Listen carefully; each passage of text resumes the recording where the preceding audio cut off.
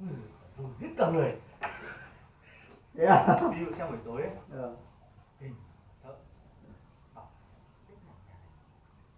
Sao nó bụng thế? Không ai ở. Lâu không ai ở ấy. Làm gì cái kiểu này bụng nó dính mít vào đây mình mít kìa. Chắc có kiểu đấy rồi. Có biến rồi. Có biến rồi.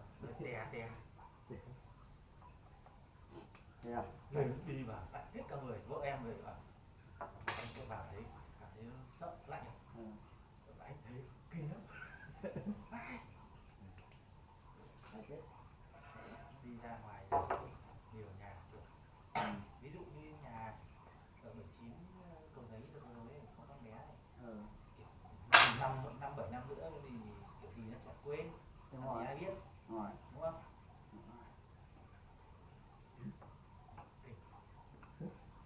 Em vừa mới ra hai vợ chồng vừa lên xe cái có hai đứa vào xem. Hai đứa gái sao rồi hôm qua xem lại vẫn hết ra ngoài thuê cho nên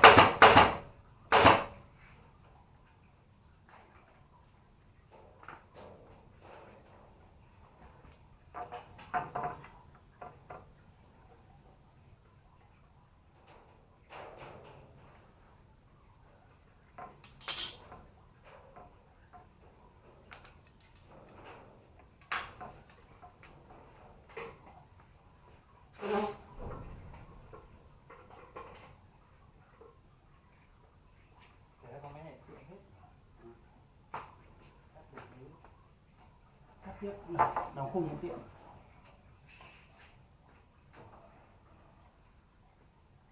Rất ổn mà.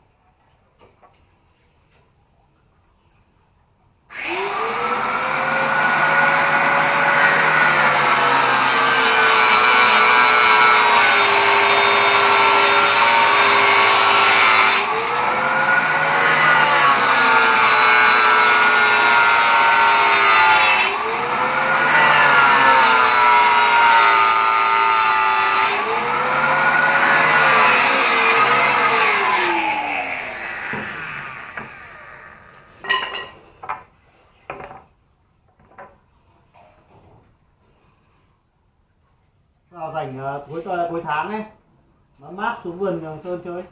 Vâng. Hả? Anh bảo là tháng tháng.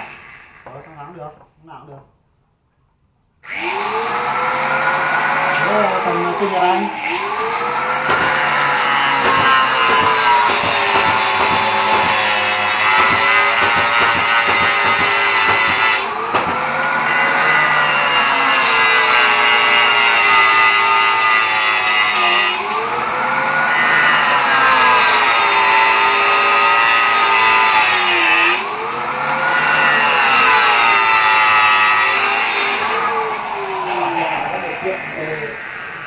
Về Thái Bình chơi, mấy anh em về Thái Bình chơi.